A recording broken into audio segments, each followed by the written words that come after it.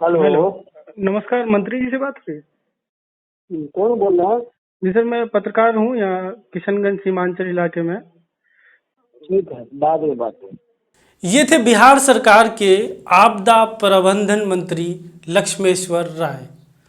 लक्ष्मेश्वर राय के बारे में आपने पिछले दिनों ऐसी खबरें पढ़ी होंगी, लेकिन आज हमने इन्हें कॉल क्यों किया? 25 जून 2020 को बिहार में आकाशीय बिजली यानी वज्रपात यानी लाइटनिंग से 103 लोगों की मौत हो गई। सरकारी आंकड़ों की अगर माने तो ये संख्या 83 है। अब तक बिहार में कोरोना वायरस से जितने लोगों की मौत हुई है उससे ये आंकड़ा कई ज़्यादा है।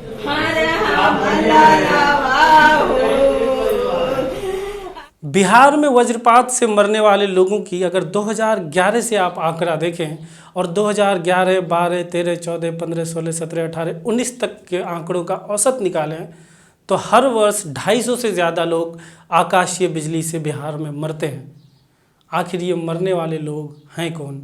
इस विषय को लेकर हमने पटना के पत्रकार उमेश कुमार राय से संपर्क किया, जो पिछले 2 सालों में अलग अलग संस्थानों के लिए 10 से ज़्यादा खबरें इस विषय पर लिख चुके हैं। वज्रपात से मरने वाले लोगों का अगर आप प्रोफाइल देखें तो उनमें ज़्यादातर आपको किसान और खेतों में काम करने वाले मजदूर मिलेंगे, क्योंकि इस वक्त बारिश का मौसम है और धन रोपनी का भी सीज़न है। तो अभी ज़्यादातर किसान अपने खेतों में मिलेंगे और उनके साथ खेत मजदूर होते हैं, दिहाड़ी मजदूर होते हैं जो वहाँ काम करते हैं, और वही लोग वज्रपात के शिकार हो जाते हैं।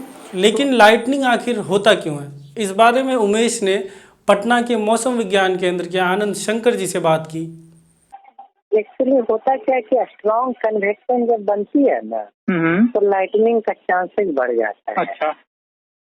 तो अभी आप देखे होंगे कि पिछले 3-4 दिनों में थोड़ा बारिश घट गई थी अक्रॉस द बिहार। हाँ, टेम्परेचर भी थोड़ा राइज हो गई थी, है ना? जी जी जी। और फिर से आप देखे होंगे कल से फिर से जैसा हम लोग पूर्व अनुमान दिए थे, कल से फिर से बारिश शुरू हो गई। जी जी। और आज भी कंटिन्यू। तो होता क्या है ना कि जब थोड़ा सा इंटरवल के बाद मतलब थोड़ा सा हीटिंग हो जाए, पहली वर्षा होती है तो उसके साथ बहुत ज्यादा लाइटनिंग एक्टिविटी एसोसिएटेड रहता है। तो बात साफ है कि सरकार को, केंद्र सरकार को, बिहार सरकार को इस बात की पहले से खबर थी कि लाइटनिंग आकाशीय बिजली होने वाला है। तो आखिर सरकार ने गरीब किसान मजदूरों को आकाशीय बिजली की बलि चढ़ने को क्यों छोड़ दिया? और अमूमन जब वज्रपात का अनुमान लगाया जाता है तो बिहार सरकार जो करती है वो ये है कि कुछ अखबारों में विज्ञापन दे देती है कि जो वज्रपात होने की स्थिति में कैसे बच सकते हैं। इसके अलावा उसका एक अपना ऐप है इंद्रवज्र नाम का, उसको वो डाउनलोड करने की हिदायत देते हैं। तो कुल मिला के यही 2-3 चीज़ें हैं जो बिहार सरकार किया करती है। ये हर साल एक रस्म अदायगी जैसा मामला हो गया है, और हर साल वो इस तरह की चीज़ें जारी करके, और उसको लगता है कि जो बस यही तो जिम्मेवारी है विभाग की। तो जी हाँ, नीतीश और मोदी की सरकारें चाहती हैं कि किसान और मजदूर जब खेतों में जाएं तो सुबह अखबार पढ़कर जाएं और हाथों में स्मार्टफोन लेकर जाएं, तभी वो आकाशीय बिजली से बच सकते हैं। भारत मौसम विज्ञान विभाग का एक दामिनी ऐप भी होगा। हाँ, दामिनी, जी जी, है ना? तो दामिनी ऐप पे भी आप देख सकते हैं लाइटनिंग अलर्ट है इस रीजन में। लेकिन एज यूजुअल सारे जनता लोग जानते भी नहीं है। बिल्कुल ये सब चीजें हैं, और उनके पास कितने के पास स्मार्टफोन भी नहीं रहते हैं, है ना? तो ये भी दिक्कत है। डिजिटल इंडिया वाले इस सरकार को ऐप तो इतने पसंद हैं कि एक काम के लिए 2-2 ऐप बना दिया है। 2 ऐप क्यों बनाया ये हमें मंत्री जी से पूछना था, लेकिन मंत्री जी ने फ़ोन काट दिया, तो पता ही नहीं चला कि केंद्र सरकार ने अलग ऐप क्यों बनाया, बिहार सरकार ने अलग ऐप क्यों बनाया। तो हमने क्या किया, दोनों ऐप को डाउनलोड कर लिया। केंद्र सरकार की ऐप है दामिनी ऐप और बिहार सरकार की ऐप है इंद्रवज्र ऐप। दोनों ऐप को हमने डाउनलोड किया। दामिनी ऐप में हर एक इन्फॉर्मेशन इंग्लिश में है, कहीं कहीं हिंदी में कुछ चीज़ें लिखी हैं, लेकिन ज़्यादातर काम की बातें इंग्लिश में लिखी हैं।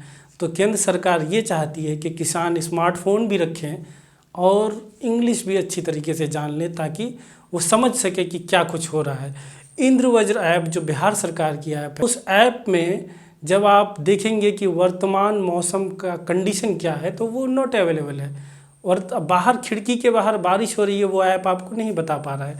वहीं पे पूर्वानुमान जो इसके बारे में, बिजली के बारे में पूर्वानुमान वगैरह की बात है, तो उसमें ऐसी ऐसी चीज़ें हैं, कॉम्प्लिकेटेड चीज़ें, कि एक आम इंसान को समझना मुश्किल है कि कौन से आंकड़े किस बारे में बात कर रहे हैं।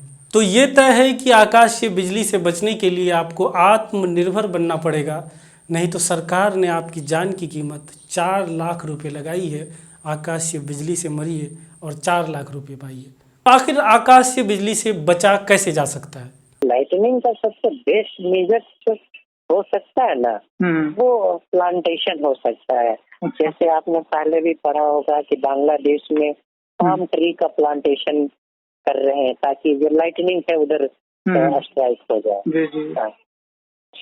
गवर्नमेंट बिल्डिंग है उन पे लाइटनिंग अरेस्टर हो, लाइटनिंग अरेस्टर भी लगाना एक हो सकता है। जैसे एक पंचायत भवन में यदि आप लाइटनिंग अरेस्टर लगा देते हैं तो आपका एक गांव सुरक्षित हो सकता है ना। अच्छा, तो ये सब मेजर्स की जरूरत है।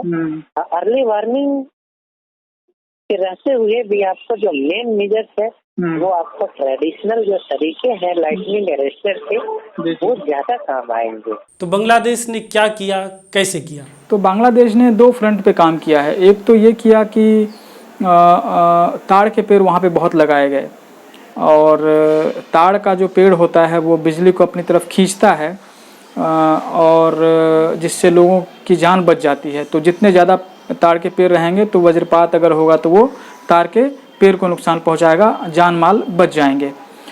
तो बांग्लादेश में ताड़ के पेड़ बहुत लगाए जा रहे हैं।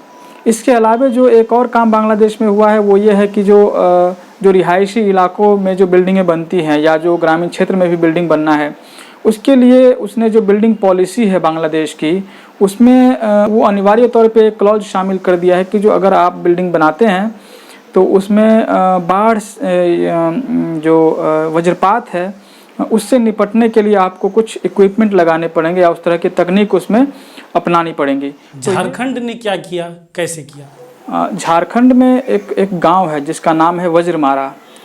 उस गांव का नाम वज्रमारा इसीलिए पड़ा कि वहाँ पे बहुत ज़्यादा आकाशीय बिजली गिरती थी, वज्रपात होता था। तो उसमें 4-5 साल पहले वहाँ पे क्या किया गया कि वहाँ पे जो लाइटनिंग अरेस्टर होते हैं वो लगाए गए। अब लाइटनिंग अरेस्टर क्या है? वो एक ऐसा मशीन है जो अगर वज्रपात गिरेगा तो अपने आसपास का जो एक क्षेत्रफल होता है वहाँ पे अगर उसके दायरे में अगर बिजली गिरेगी तो वो उसे अपनी तरफ खींच लेता है और उसे ज़मीन में दफन कर देता है। तो वज्रमारा में यही हुआ कि वहाँ बहुत सारे जो है सो लाइटनिंग अरेस्टर लगाए गए, जिसकी वजह से वहाँ पे अब वज्रपात से उतनी मृत्यु नहीं होती है।